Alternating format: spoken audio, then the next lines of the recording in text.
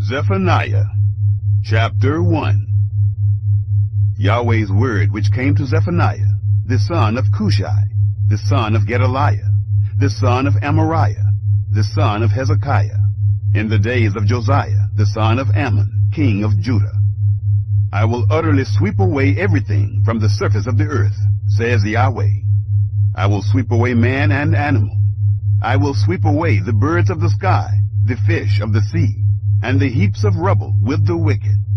I will cut off man from the surface of the earth, says Yahweh. I will stretch out my hand against Judah, and against all the inhabitants of Jerusalem. I will cut off the remnant of Baal from this place, the name of the idolatrous and pagan priests, those who worship the army of the sky on the housetops, those who worship and swear by Yahweh, and also swear by Malcolm, those who have turned back from following Yahweh, and those who haven't sought Yahweh, nor inquired after him. Be silent at the presence of the Lord Yahweh, for the day of Yahweh is at hand. For Yahweh has prepared a sacrifice. He has consecrated his guests. It will happen in the day of Yahweh's sacrifice that I will punish the princes, the king's sons, and all those who are clothed with foreign clothing. In that day I will punish all those who leap over the threshold, who fill their master's house with violence and deceit. In that day, says Yahweh, there will be the noise of a cry from the fish gate, a wailing from the second quarter, and a great crashing from the hills. Wail, you inhabitants of Maktesh, for all the people of Canaan are undone. All those who were loaded with silver are cut off. It will happen at that time that I will search Jerusalem with lamps, and I will punish the men who are settled on their dregs, who say in their heart, Yahweh will not do good, neither will he do evil. Their wealth will become a plunder, and their houses a desolation. Yes, they will build houses, but won't inhabit them. They will plant vineyards, but won't drink their wine. The great day of Yahweh is near.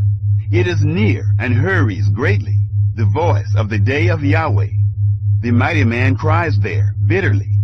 That day is a day of wrath, a day of distress and anguish, a day of trouble and ruin, a day of darkness and gloom, a day of clouds and blackness, a day of the trumpet and alarm, against the fortified cities and against the high battlements. I will bring distress on men, that they will walk like blind men, because they have sinned against Yahweh, and their blood will be poured out like dust, and their flesh like dung. Neither their silver nor their gold will be able to deliver them in the day of Yahweh's wrath, but the whole land will be devoured by the fire of his jealousy. For he will make an end, yes, a terrible end, of all those who dwell in the land. Chapter 2. Gather yourselves together, yes, gather together, you nation that has no shame, before the appointed time, when the day passes as the chaff, before the fierce anger of Yahweh comes on you, before the day of Yahweh's anger comes on you. Seek Yahweh, all you humble of the land, who have kept his ordinances. Seek righteousness, seek humility. It may be that you will be hidden in the day of Yahweh's anger, for Gaza will be forsaken, and Ashkelon a desolation. They will drive out Ashdod at noonday, and Ekron will be rooted up. Woe to the inhabitants of the seacoast, the nation of the Kerethites. Yahweh's word is against you, Canaan, the land of the Philistines. I will destroy you, that there will be no inhabitant. The seacoast will be pastures, with cottages for shepherds, and folds for flocks. The coast will be for the remnant of the house of Judah. They will find pasture. In the houses of Ashkelon, they will lie down in the evening, for Yahweh, their God, will visit them and restore them. I have heard the reproach of Moab, and the insults of the children of Ammon, with which they have reproached my people, and magnified themselves against their border. Therefore, as I live, says Yahweh of armies, the God of Israel, surely Moab will be as Sodom, and the children of Ammon as Gomorrah, a possession of nettles and salt pits and a perpetual desolation. The remnant of my people will plunder them, and the survivors of my nation will inherit them. This they will have for their pride, because they have reproached and magnified themselves against the people of Yahweh of armies. Yahweh will be awesome to them, for he will famish all the gods of the land. Men will worship him, everyone from his place, even all the shores of the nations. You Cushites also, you will be killed by my sword. He will stretch out his hand against the north, destroy Assyria, and will make Nineveh a desolation, as dry as the wilderness. Herds will lie down in the middle of her, all the animals of the nations. Both the pelican and the porcupine will lodge in its capitals. Their calls will echo through the windows. Desolation will be in the thresholds, for he has laid bare the cedar beams. This is the joyous city that lived carelessly, that said in her heart, I am, and there is no one besides me. How she has become a desolation, a place for animals to lie down in. Everyone who passes by her will hiss and shake their fists. Chapter 3. Woe to her who is rebellious and polluted, the oppressing city. She didn't obey the voice.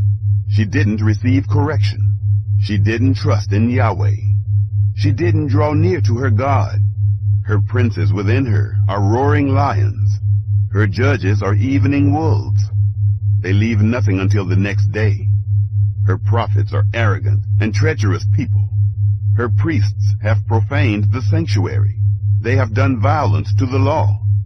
Yahweh within her is righteous. He will do no wrong. Every morning he brings his justice to light.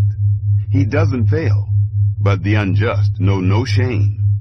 I have cut off nations. Their battlements are desolate. I have made their streets waste, so that no one passes by.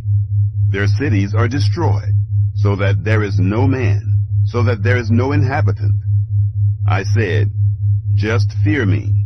Receive correction, so that her dwelling won't be cut off, according to all that I have appointed concerning her.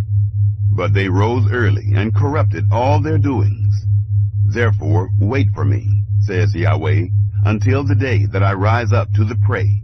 For my determination is to gather the nations, that I may assemble the kingdoms, to pour on them my indignation, even all my fierce anger.